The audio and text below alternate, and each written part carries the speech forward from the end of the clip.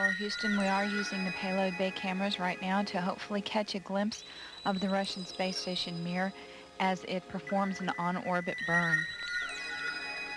Though it will be difficult to pick Mir out from the stars as they pass behind us, the payload bay cameras are positioned such that they're looking straight back behind the orbiter, where the Mir is flying at about 850 nautical miles behind us. Well, obviously this is a massive faux pas that this piece of footage was accidentally broadcast. The person who's passed me this piece of footage is now dead.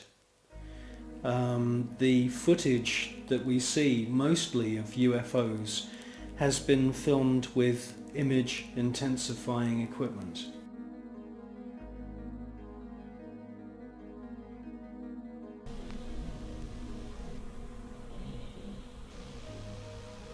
No joy from here, sorry. Hope it was a good one though for our friends.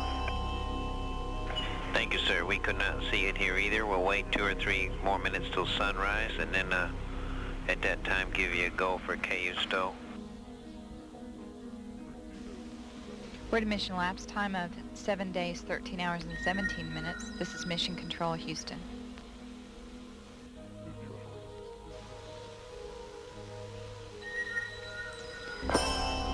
The Mir space station is now visible on the far left-hand side of the screen, about an inch from the bottom of this particular picture.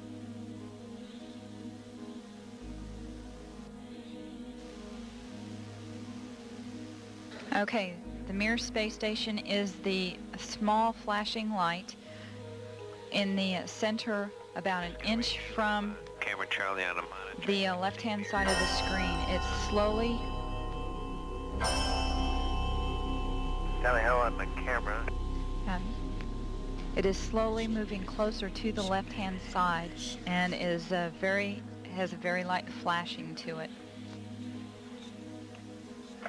We think on the middle of the screen, way to the left-hand side.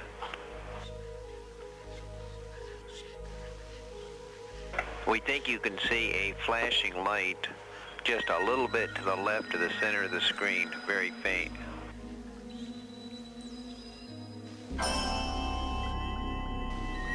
Yeah, we do see something flashing visually, but we're not sure that might be...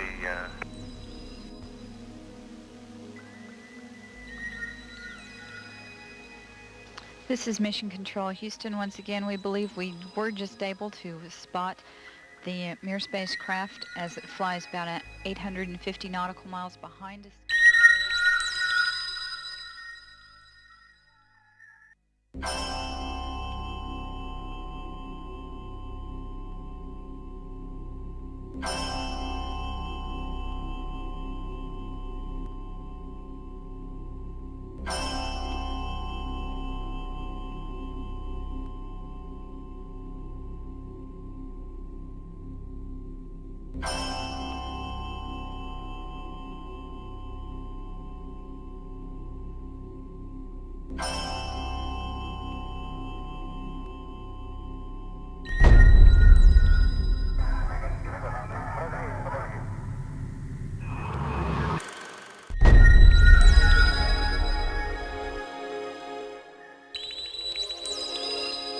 Yes, STS-80 was a very, very strange space shuttle mission.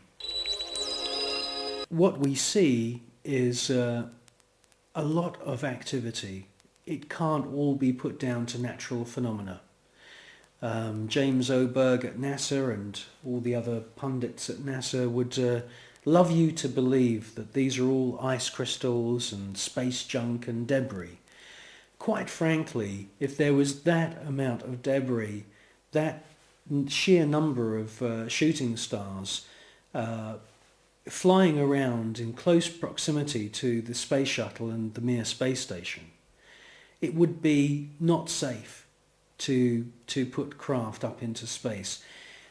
A piece of rock just a few millimeters across, travelling in the opposite direction of the space shuttle, would rip through the entire structure of the space shuttle and cause a fatal accident.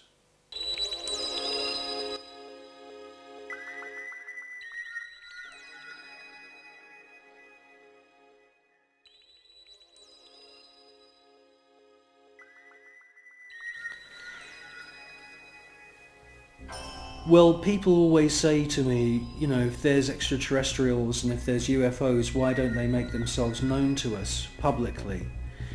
Well, I think with the space shuttle mission STS-80, that's exactly what they did do.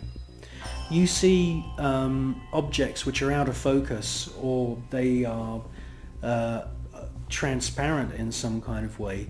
And the first one comes from behind the space shuttle, comes into the field of view, and they make their way to the upper atmosphere. That's at least what it looks like. It's joined by many others, and you get a kind of rough circular formation appearing. And then you get the piece de resistance, the last orb comes into the center of this formation, and as soon as it finds its position, it lights up.